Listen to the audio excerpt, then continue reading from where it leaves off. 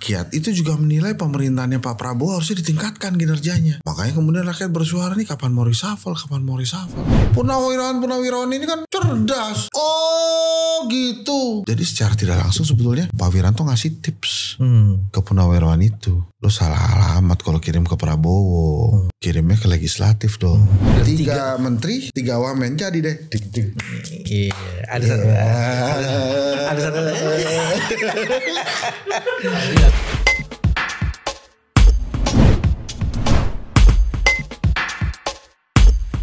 Bismillahirrahmanirrahim. Assalamualaikum warahmatullahi wabarakatuh. Teman-teman, jumpa lagi di channel ini, channel yang ingin terus-menerus menegakkan kewarasan.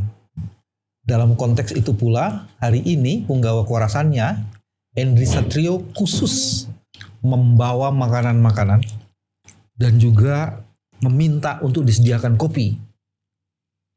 Karena komunikasi memerlukan kopi. Kata Pak Prabowo, kopi bikin pinter. Gitu. Kapan tuh statement dikemukakan? Waktu pertemuan para pemret yang banyak. Dikasih nggak logiknya kenapa bikin pinter? Enggak. Kan gue nggak datang. Iya betul. Dan lo bukan pemret juga kan? Iya bukan. Iya. Tapi dari segi strategi komunikasi politik itu maksudnya apa ya bicara kayak gitu? Ya nggak apa-apa. Kan pasti orang nanya kenapa Pak Prabowo sering ngopi. Kan di acara Hari Buruh, gue ngopi dulu ya. Ya biar cepet juga. Saya minum kopi karena kopi bikin pinter. Apakah teh bikin pinter? Bisa jadi bikin pinter juga. Cuma kan dia lagi nggak ngopi, lagi nggak ngeteh ngopi.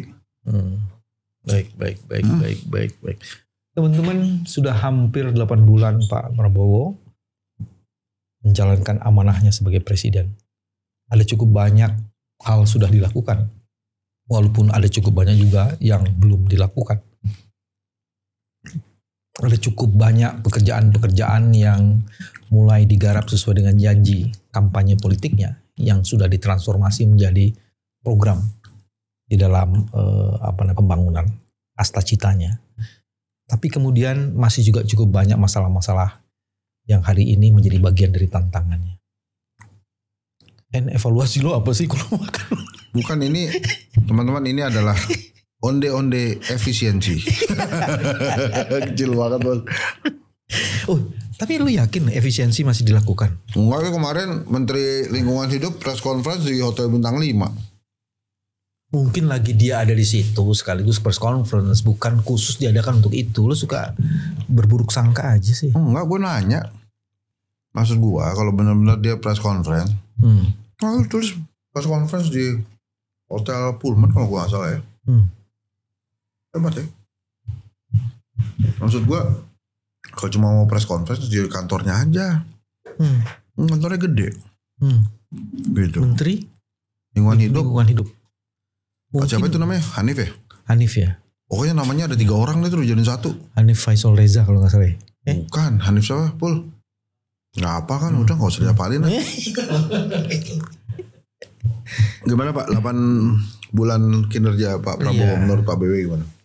Nah itu yang gue mau tanyain. Kan lu selalu mengamati komunikasi. Selama ini kan dikatakan ada program-program sudah banyak dilakukan, cuman tidak mampu dikomunikasikan kepada rakyat sehingga kelihatannya program belum jalan. Apa benar begitu? Iya, memang komunikasi ini masih menjadi tantangan terberatnya pemerintahan Pak Prabowo ya. Iya. Kelihatan sekali sebetulnya masing-masing menteri menurut saya masih sibuk mengkomunikasikan kerjanya kepada presiden. Tapi tidak terlalu maksimal mengkomunikasikan kinerjanya kepada rakyat. Bahkan ke anggota dewan juga enggak. Misalnya contoh, Koperasi Merah Putih. Menteri Koperasi Budi Aristiadi kan di layar kaca ya, tangkapan layar kaca dan media sosial ya, sempat gelagapan tuh waktu ditanya oleh wakil rakyat fraksi PDI Perjuangan Rika. Pak Durianto. Pak Durianto, Bang Rika ya. Ini gimana bisnis plannya ini Koperasi Merah Putih? Katanya akan diberikan dana 3-5 miliar. Dari mana duitnya? 80.000 koperasi, 400 triliun. Gitu ya. emang sih saya dengar waktu disebut 400 triliun, Ustadz Yusuf Mansur udah siap-siap mau masuk ke ruangan. Cuma ngomong doang, duit dari mana duitnya gitu. Tapi dia gak dikasih masuk. Akhirnya Pak Budi Ari agak gelagapan tuh. Di mana bisnis plan? Itu bener loh. Maksudnya bisnis plannya ini gimana? Jadi gini loh Pak. Ini bukan karena Pak BW pengacaranya Pak Prabowo ya. Makanya saya ngomong puji-puji begini. Tapi saya bilang Pak Prabowo ini kan programnya memang bagus-bagus. Ya dengan segala kekurangan, dengan segala masukan-masukan kritis yang diberikan rakyat, tapi dia pengen makan bergizi gratis, sekolah rakyat, koperasi merah putih, cek kesehatan gratis, ini sukses gitu. Sehingga dia emang akselerasi kerjanya tuh cepat juga. Dan antara misalnya, itu cepat juga. Tapi memang akhirnya Pak Prabowo sendiri mengakui komunikasi ke rakyatnya jadi kurang. Padahal komunikasi itu penting. Nah, 8 bulan ini pada saat Pak Prabowo sibuk kerja, dia juga direpotkan dengan kegaduhan-kegaduhan yang ditimbulkan oleh para pembantunya selama 8 bulan ini. Ya mungkin ada keinginan buat para pembantunya untuk lebih diperhatikan mungkin aja, jadi agak-agak caper gitu. Caper dan baper ya. Ngomong akhirnya gaduh sendiri. Dan kegaduhan itu menimbulkan ketidaknyamanan juga gitu di kalangan masyarakat. Nah, tapi gini ya Pak BW ya. Ternyata di zaman pemerintahan Pak Prabowo ini no viral no justice itu terjadi gitu. Yang paling dekat kan tentang tambang nikel di Raja Ampat itu. Ada hashtag Save Raja Ampat. Walaupun ada juga tuh video perlawanan kan, bukan video perlawanan, video yang berbeda yang mengatakan bahwa aman Pak, pantai di sini aman kata masyarakat di sana. Dan cuma sebagian kepala daerah ya, cuma ada juga yang mengatakan enggak itu bohong. Jadi kita juga bingung, simpang siur juga. Tapi kan yang hakiki itu, ya yang benar ini kan. Kalau kemudian Pak Prabowo menitahkan IUP-nya dicabut, izin tambang 4 perusahaan itu dicabut, yang Bahlil kemudian juga cabut gitu ya. Itu kan artinya memang ada yang salah dengan proses mengonfirmasi bahwa ada masalah di situ ya. Jadi video-video yang beredar bahwa pantai kita aman, bahwa nggak ada apa-apa, silahkan teruskan investasi, itu terkonfirmasi tidak tepat pernyataan itu. Kenapa? Karena Pak Prabowo juga bereaksi cabut IUP-nya. Nah, tapi kan pertanyaannya ini kenapa baru kejadian setelah sudah viral, sudah banyak diprotes oleh masyarakat. Baru kemudian satu-satu kan Menteri Lingkungan Hidup press conference. Kemudian Pak Prabowo manggil 3 menteri itu Pak. Iya. Menteri Lingkungan Hidup, Menteri Kehutanan sama Menteri SDM. Gitu dipanggil tuh untuk membahas ini. Coba Bapak bayangkan kalau misalnya ternyata tidak viral gitu. Viral itu kan sebetulnya kan atas izin pemerintah juga Pak. Kan kalau pemerintah tahu ada yang nggak oke gitu ya, biasanya tuh ya akan dicegah-cegah juga viralnya. Nah balik lagi ke pemerintahan Pak Prabowo ya Pak ya. Jadi memang challenge-nya itu berat luar biasa. Apa? Ya tentang geopolitik lah, tentang geoekonomi gitu ya. Kan banyak hal. Nah Pak Prabowo mesti bisa menembus itu. Nah di sisi lain isu-isu yang juga gaduh di dalam pemerintahan tapi tidak berkaitan langsung dengan dirinya itu juga tetap naik gitu eskalasinya. Misalnya isu tentang ijazah Jokowi. Kan saya udah berkali-kali bilang yang ngeluarin ijazah itu kan UGM. Dan UGM sudah bilang asli. Jadi karena UGM udah bilang asli ya UGM akan mempertanggungjawabkan pernyataan itu. Yang bisa bilang itu palsu UGM juga nanti. Gitu. Tapi kan ini isu naik terus eskalasinya gitu. Kemudian hal-hal lain yang memang terkait misalnya tadi Chef Raja Ampat tiba-tiba ada kapal tongkang JKW apa? Mahakam 1. Mahakam 1. Mahakam 6. Kemudian JKW, ada Mahakam 6. Dewi Iriana ya? Enggak, Ibu Iriana. Enggak nama ininya. Hah? Dewi Iriana. Oh, bukan Ibu Iriana. Bukan. Oke. Kapal tongkang itu kan jadi menghebohkan lagi sisi lain kan. Kemudian orang jadi bertanya. Dewi Iriana. Gitu, sementara ya Pak Prabowo tetap menjalankan agenda-agendanya gitu. Dengan segala itu tadi ya. Ya gini lah. Banyak kurangnya pemerintahan Pak Prabowo itu. Bahkan Pak Prabowo saja menilai pemerintahannya selama 6 bulan. Itu nilainya baru 6. Gitu. Jadi artinya Pak Prabowo juga melihat bahwa ada keinginan di dirinya untuk meningkatkan kinerja pemerintahannya ini. Tapi yang menarik Pak, ternyata gini Mas BW. Rakyat itu juga menilai pemerintahannya Pak Prabowo harusnya ditingkatkan kinerjanya. Makanya kemudian rakyat bersuara nih kapan mau reshuffle. Ya oke lah ini prerogatif presiden, tapi rakyat sampai turun tangan untuk bertanya, ini kapan mau reshuffle, itu kan menarik juga. Gitu. Itu kalau reshuffle itu bukan hak prerogatif tuh presiden, itu hak konstitusional rakyat atas pelayanan yang baik dari pemerintahan. Jadi nggak benar kalau rakyat sudah bersuara perlu reshuffle, itu hak konstitusional dia untuk mendapatkan pelayanan yang. Dan itu harus, tapi Pak Prabowo dengerin kok. Waktu tanggal 2 Juni tuh, hari perayaan Pancasila, dia bilang, ini kalau macam-macam gak mau kerja nih saya tindak nih. Kan sebenarnya sudah terjadi reshuffle juga kan. Oh ya? Iya sekali kemarin. Menteri Pendidikan. Menteri Pendidikan itu. Itu kan gara-gara dia gak bisa manage stakeholdernya. Gak bisa manage stakeholder kan artinya dia di demo tuh. Karyawannya marah. Yang sekarang lagi gak bisa manage stakeholdernya menurut saya tuh Menteri Kesehatan. Dokter-dokter pada marah. Kan gak bisa manage stakeholder tuh. Sama satu lagi bikin gaduh kemana-mana. Waktu itu kan Menteri Pendidikan sampai mahasiswanya demo-demo gitu ya. Ada yang menarik yang dilakukan oleh para purnawirawan. Yang membuat surat secara resmi. Ini dalam sejarah ketatanegaraan ini menarik loh. Membuat surat secara resmi untuk menjadi bagian untuk mendorong proses pemakzulan. Ada 3 hal yang menarik di situ. Gue nggak tahu nih komunikasi politiknya dari kacamata ini. Pertama, tidak ada satu partai pun dan satu anggota dewan yang menyatakan secara tegas itu tidak bisa. Dia cuma mengatakan bahwa prosesnya akan sulit dan ada tahapan-tahapan.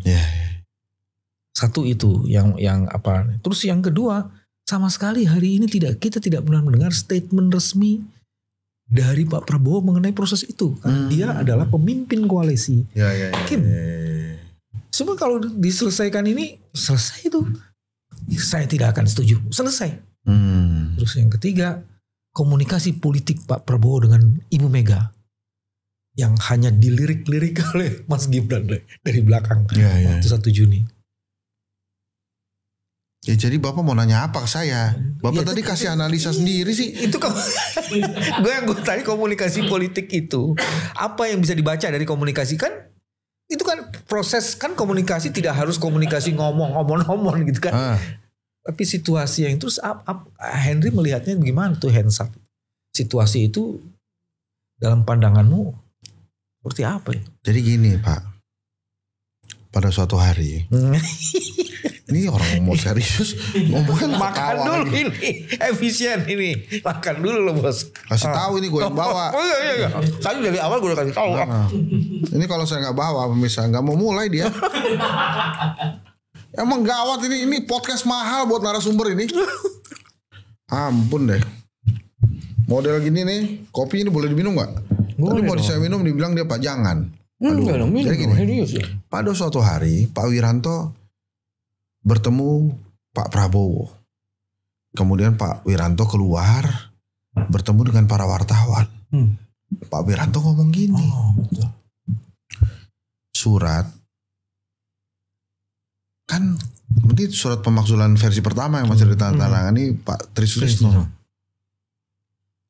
Ini Pak Prabowo kan presiden, eksekutif. Kekuasaannya bukan tak terbatas kalau saya nggak salah. Terbatas nih. Purnawirawan ini kan cerdas. Oh gitu. Jadi secara tidak langsung sebetulnya Pak Wiranto ngasih tips ke Purnawirawan itu. Lo salah alamat kalau kirim ke Prabowo. Kirimnya ke legislatif dong. Bahkan ada analis komunikasi politik kondang tuh. Henry Satrio namanya. Dia bilang begini waktu itu. Harusnya isu pemakzulan ini ditangkap oleh DPR. Supaya tidak jadi liar. Gitu. Orang-orang gak suka-suka ini gara-gara si Henry Satrio nih. Surat jadi, dibikin ke DPR. Surat dibikin ke DPR. Saya bilang bukan. Si Henry Satrio itu bilang ini asal muasalnya justru karena tips dari Pak Wiranto. Tapi itu menariknya ya. Tidak ada lagi tanda tangan Patrice Trisno Pak. Jadi Patrice Trisno udah selesai juga tuh kan ketemu Pak Prabowo beberapa kali kan. Terakhir ya di ulang tahun 2 Juni itu. Tapi ulang tahun Pancasila. Tapi kemudian walaupun tidak ada tanda tangannya Pak Trisno, ternyata bobotnya dianggap DPR masih kuat sehingga dia waktu itu bilang apa DPR ingin merencanakan membacakan surat dari Purnawirawan itu di paripurna, jadi supaya dimengerti oleh masyarakat. Iya, saya setuju sih itu memang supaya tidak liar isunya itu harus ditangkap oleh DPR sebagai lembaga yang menampung aspirasi rakyat. Dan itu cerdas tuh dia mengamplifikasi itu kepada masyarakat itu penting karena dia perlu dukungan dari masyarakat juga kan gitu kan. Untuk apa? Itu surat itu harus dibacakan ke masyarakat. Oh gitu. Cuma dukungan terhadap iya surat. Ini Bapak hati-hati loh ini Pak. Iya dong kan dukungan terhadap surat. Kalau yang dibacain surat. Bapak belum pernah kena ban kan YouTube-nya kan? Enggak dong. Ya, makanya. Alasannya apa nge-ban? Harus hati-hati. Jangan sampai terdengar Bapak menyetujui surat itu. Enggak, DPR. Kan tadi yang lu bilang DPR ingin membacakan masyarakat. Hati-hati loh kalau ngomong jangan dibolak-balik kayak gitu. Iya. Nah jadi nanti kita lihat tinggal tunggu aja. Dan betul tuh tadi Pak BB bilang. Iya ya. Belum ada statement resmi nih. Justru yang ada adalah drama-drama makin intensnya Pak Prabowo dengan Ibu Mega. Terakhir kan Bang Dasko tuh ngirim dikirim oleh Pak, dikirim tuh kesannya paket ya, diutus oleh Pak Prabowo bertemu Ibu Mega. Bang Dasko nih. Bang Dasko. Jadi ketemu terus langsung beredar. Wah ngomongin apa nih. Ya kan orang Indonesia begitu kan. Ada apa-apa, pengen tahu nih mau ngomongin apa. Padahal dia gak ada di situ. Tapi sebetulnya emang Bang Dasko, Mbak Puan, Pak Prabowo, Bu Mega itu emang pengen diomongin ada pertemuan apa. Lah kalau dia gak pengen diomongin kan gak masuk TV Pak. Gak usah disebar-sebar pertemuannya. Tapi karena disebar-sebar, dia emang pengen tahu tuh, pengen orang-orang ngomongin ada pengen apa. dikepoin. Iya. Terus saya yakin tuh ngomongin itu Pak, ngomongin reshuffle tuh Pak. Maksudnya reshuffle terus ngajak PDI bergabung. Kan saya pernah bilang begini, PDI masuk apa enggak itu kan urusan belakangan. Yang jelas kenikmatan PDI kan gak diambil oleh Pak Prabowo, gak dikurangi. Mbak Puan boleh tetap ketua DPR. Yang mestinya jadi dubes lah gitu. Tapi saya yakin ini PDI Perjuangan bisa masuk kabinet nih Pak. Tapi Mbak Mega bilang kita tidak mau masuk dalam kabinet. PDI tidak mau masuk dalam. Apa ada pernyataannya juga? Jangan ngomong ke situ dulu, mestinya Bapak tanya. Yang dimaksud dengan masuk kabinet tuh gimana? Ya, yang mau dimaksud dengan mau masuk kabinet nanti baru kita bahas. Pernyataan Ibu Mega tapi terakhir aja. Ini saya mau ngasih prediksi Bapak ngomong gitu jadi udah gak enak. Karena ujungnya udah tahu Bu Mega tetap berada dalam pemerintahan. Gitu ya. Oh, lo mau kasih preambul gitu ya? Iya, coba kita ulang nih. Jadi Bapak mesti tanya nih. Maksud lo apa ya masuk kabinet? Maksud lo apa masuk kabinet? Nah, bisa jadi begini. Nah kan ini enak diskusinya kan. Nyambung gitu loh. Jadi, dia gak mau dicegat. Jadi maksud saya sangat mungkin PDI Perjuangan nanti masuk kabinet mungkin dapat 3 kursi menteri sama 3 wamen Pak. Kenapa 3? Karena Ibu Mega ini dan PDI kan nomornya 3 gitu Pak. Terus 3. Bisa buat velocity Pak. Dan 3 menteri, 3 wamen jadi deh. Iya, ada satu. Ada satu lagi. Apa Pak? Kenapa 3? Kenapa? Karena kalau 8 dibelah 2, 3. Iya. Velocity-nya gitu. Tolong pemirsa dibantu ya. Aduh. Nah gitu, tapi memang kemudian Bu Mega mengatakan kita tetap berada di luar pemerintahan. Ini Bu Mega kan negarawan Pak. Dan senior. Jadi ya, sebelum politician. ada SK Pak, sebelum kadernya menempati tempat duduk di kementerian-kementerian, ya emang dia harus bilang harus ngomong begitu. kami tidak berada di luar pemerintahan. Tapi saya yakin Ibu Mega ini mendukung Pak Prabowo. Tapi dikasih, Maksudnya mendukung dalam urusan pemakzulan apa tuh? Karena kita dari tadi baru ngomongin pemakzulan. oh iya saya beloknya kejauhan ya Pak ya. Kejauhan loh. Jadi kalau tentang pemakzulan itu kan nanti kan dibaca ini pasti sama Mbak Puan Kak. Sama Mbak Puan tuh. Dan kebetulan kan Mas Gibran ini kalau hitungan matematika di DPR Pak ya nggak kuat Pak. Karena dia bukan anggota partai politik kan. Dia itu ngandelin temennya bapaknya Pak di situ. Itu kan ketum-ketum partai politik banyak temennya bapaknya tuh. Iya. PAN, Golkar. Bahkan Pak Prabowo kan juga temennya bapaknya. Nah ini memang menarik nih. Tapi kalau prediksi saya sih Pak Jokowi kan langsung belain anaknya tuh. Itu kan sepaket gitu. Jadi kayak oh jangan dong, masa diganti sendiri gitu. Tapi emang kalau kita melihat ke undang-undang, ya dilihat aja di undang-undang Pak. Kan kalau nggak salah bisa diganti kalau pelanggaran berat kan. Itu kalau nggak salah pengkhianatan ya. 2/3 anggota dewan harus setuju untuk membawa kasus ini ke MK. Di MK baru nanti akan dilihat apakah ada pelanggaran konstitusional yang dilakukan. Kalau MK mengatakan ya dibalikin ke MPR setelah itu bos. Silakan mau dimakzulkan. MPR juga harus 3/4-nya ada itu. Kalau nggak salah tuh mekanismenya. Jadi itu disebutnya berat, memang mekanismenya berat. Di atas kertas bisa, dalam praksis politik itu rumit. Walaupun bukan tidak mungkin. Itu loh. Tapi terus ada 3 kejadian lain yang menarik mas. Apa? 1, tiba-tiba Mas Gibran tahun depan ingin pindah dan berkantor di IKN. Apakah itu ada kaitannya dengan sebagai bentuk simbolik sudahlah. Gue gak usah ikut. Gue gak usah peluk dan aku memisahkan diri saja. Bikin kerajaan lah ya. Apakah itu? Ini kan simbolik-simbolik ini harus dibaca juga nih. Iya kan. Menurut Henry.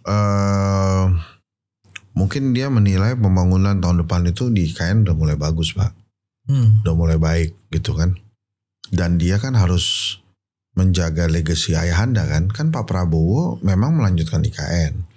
Tapi kan tidak segencar makan bergizi gratis, tidak segencar Koperasi Merah Putih gitu. Ya memang yang harus menjaga ya akhirnya anaknya. Mungkin itu juga ada perjanjian kali antara bapak sama anak. Tapi orang-orang mengatakan itu karena kenapa tahun depan bukan sekarang ini, karena istana Wapres belum dibangun. Jadi kalau sudah dibangun baru bisa pindah ke sana. Itu aja sih sebenarnya. Oh gitu Pak. Oh sesimpel itu ya. Tapi menurut saya kalau Pak Gibran pindah ke sana, ini menarik juga loh. Apa yang menarik? Ya menarik aja dia berani gitu sih.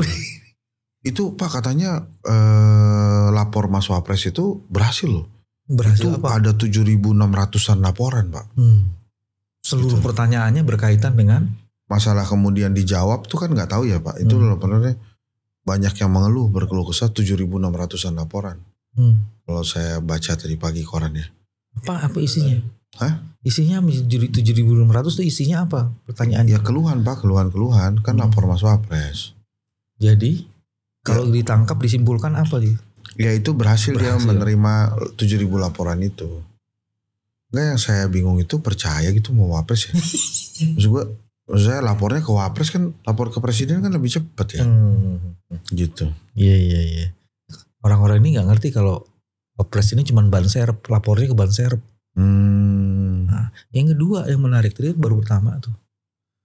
Tiba-tiba sekarang ada percakapan politik bahwa Pak Jokowi akan tampil menjadi salah seorang ketua partai.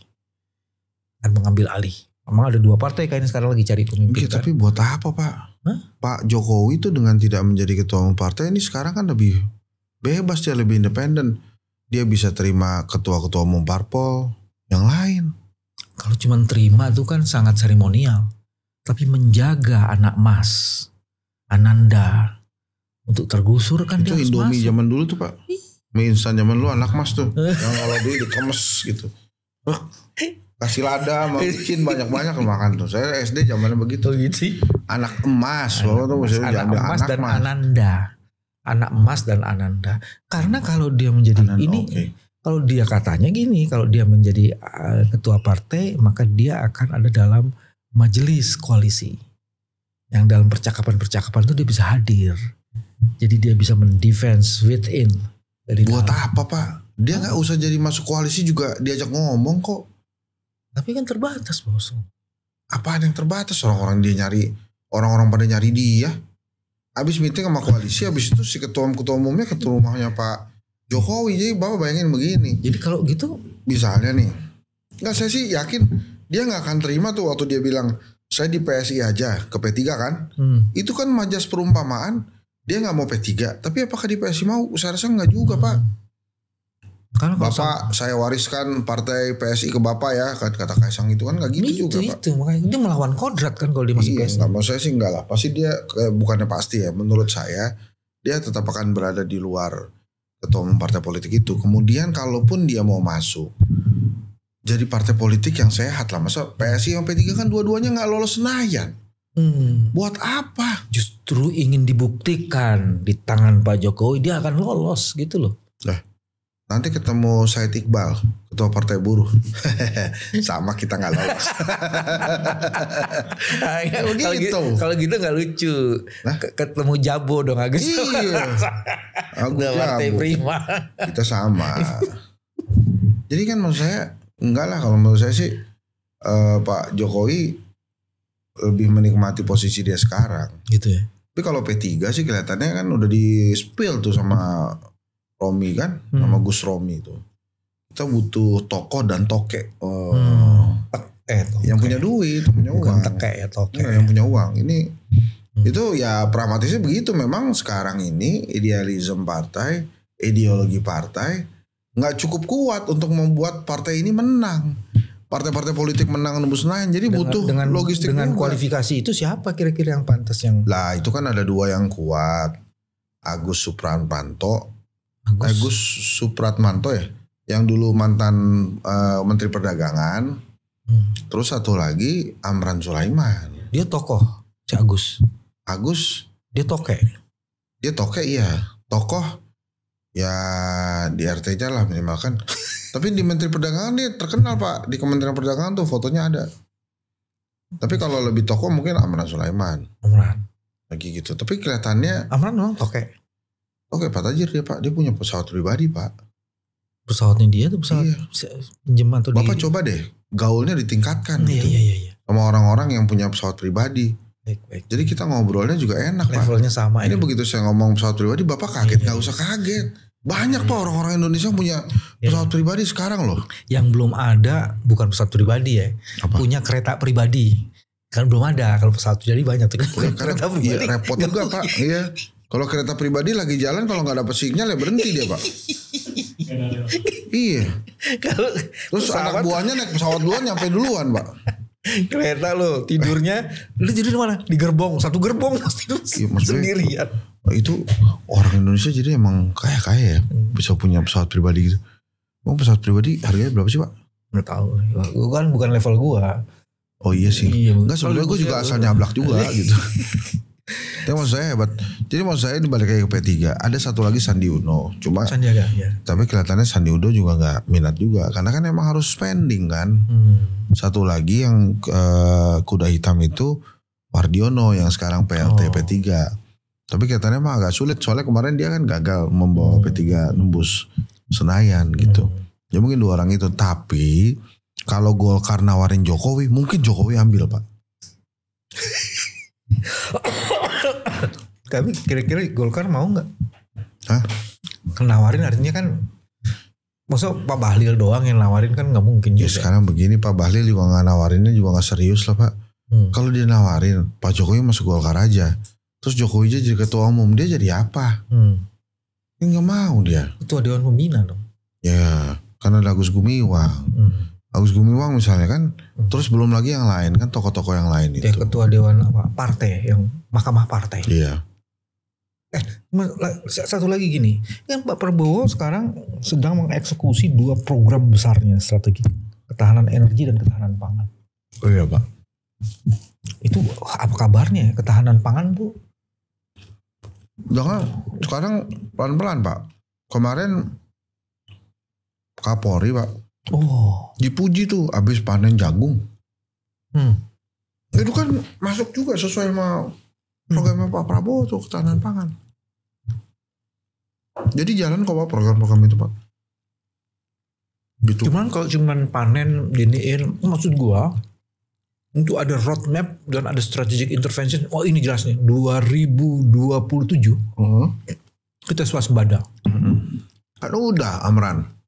Dia ngomong apa Amran? Padi kita surplus berapa ton tuh? 7 ton kok gak salah. Per hektar. Ya pokoknya surplus udah 7 ton. Jadi aman. Kebutuhan kita berapa ribu ton satu hari. Cuman surplus 7 ton. Surplus berapa sih itu? Coba ntar dicek ya. Berapa 40 ton apa 7 ton gue gak tahu lah Pak. Tapi dia surplus gitu. Udah lebih banyak gitu, maksudnya udah berhasil. Ntar juga lama-lama kan tambah lagi gitu. Tambah ketahuan surplus apa. Apa yang diganti siapa aja kira-kira dari siapa ya? Iya betul.